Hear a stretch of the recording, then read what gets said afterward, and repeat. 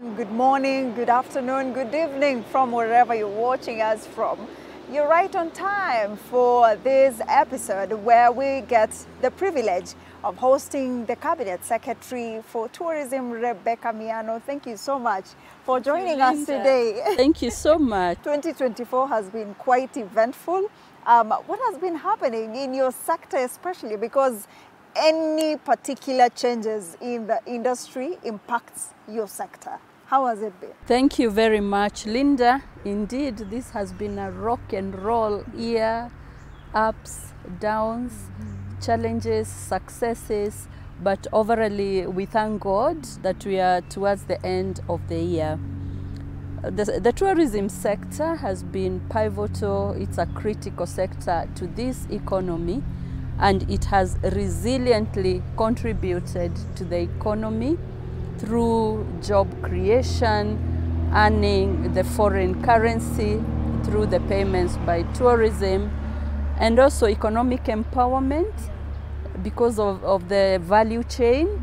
Tourism then impacts on agriculture, it impacts on transport, development.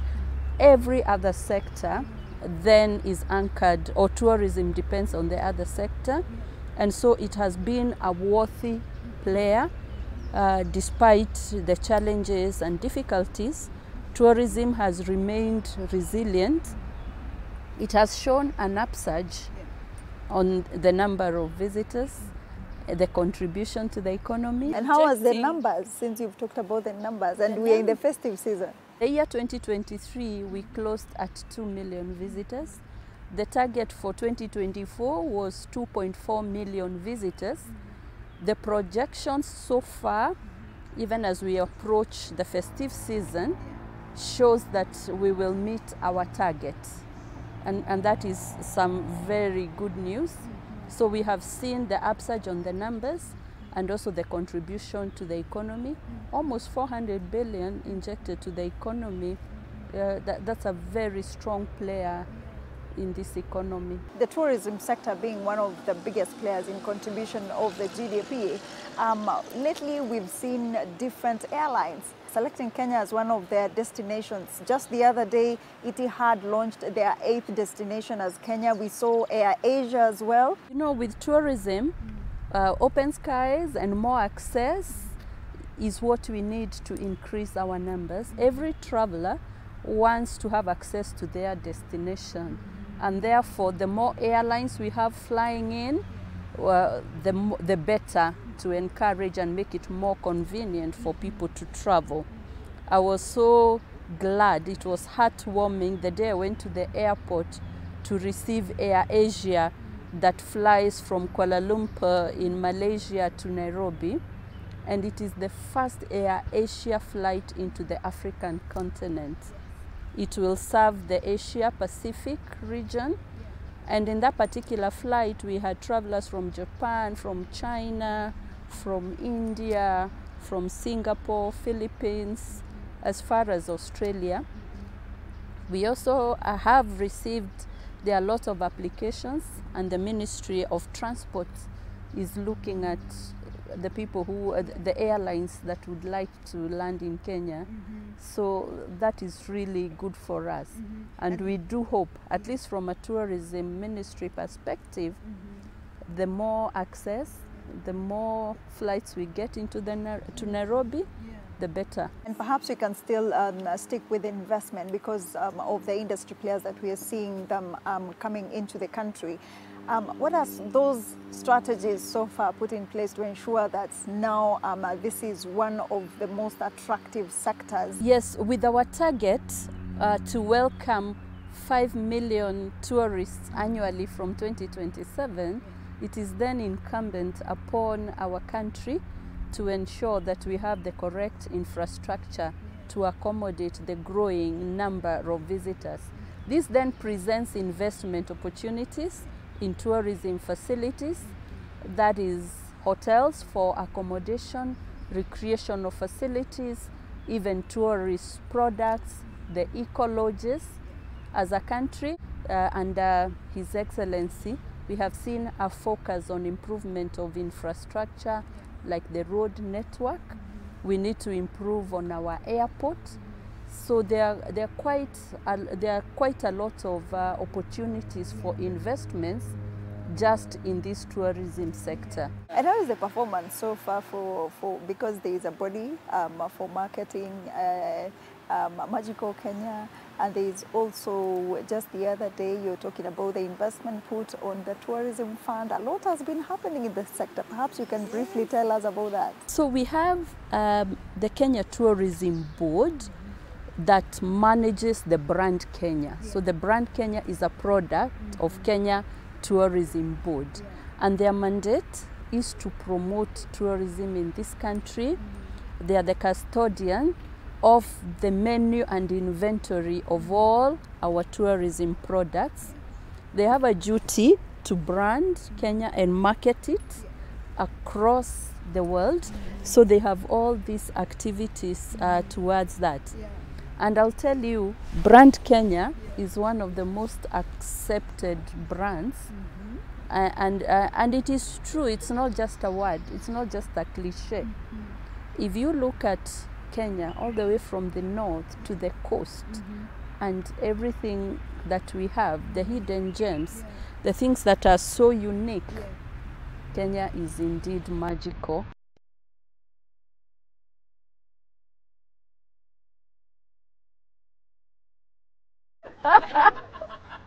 Iko juu, it's a 1 year baby, 1 year old.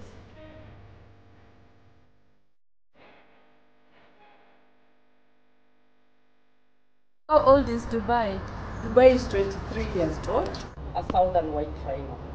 They are currently in Kenya. We have the black rhino and the southern white rhino. Perhaps the last one for me, when it comes to future projections, so far, what is in store for this industry? In terms of numbers, of course, a target to get 5 million, at least 5 million travelers annually into Kenya. We also have an outlook of increasing the contribution to the economy from the current almost 400 billion to probably 1 trillion in the years to come. We see quite a lot of investment opportunities. Some of the ones that need to be refurbished and renovated and upgraded. We require a lot more infrastructure and facilities, so it's one of the sectors that will attract investments. In terms of employment, we have about 1.5 million Kenyans working in the hospitality and tourism sector. So the more numbers we increase, I'm told one tourist, because of the value chain, may be able to attract about 11 employments. So you can see the multiplier effect. Foreign currency earnings for the country. That's another big win for the tourism sector. Economic empowerment. Even the local communities. We have seen a lot of eco-lodges in the communities. And so it is a sector that is on an uprise. And we want to thank His Excellency. He has been on the front line promoting Kenya and promoting tourism, which makes our work a little much easier. Since you mentioned about the communities, I was just wondering about the correlation. How is it so far? Because earlier on, in the previous years, we've seen issues on coexistence between the wildlife and the people living around the reserves. How is it so far? And also speak to us just a little about the compensations to those affected. That's a very good question. Communities naturally embrace wildlife, but they also get very upset when there is human-wildlife conflict, and immediately they lose their crops, their investments, and even life. They're really upset, and it agitates them. We are working and concluding on a strategy for human-wildlife coexistence, and that calls for a lot more economic empowerment for the communities, so that removes the need for communities to go into the areas that are reserved for wildlife to look for their water to look for their resources and even food. And also you make sure that the animals have enough water, enough foliage, and they don't then need to wander into where human beings are. So that strategy is critical. We thank the community so far. They are so resilient. It is incumbent on government, and His Excellency is leading us in this.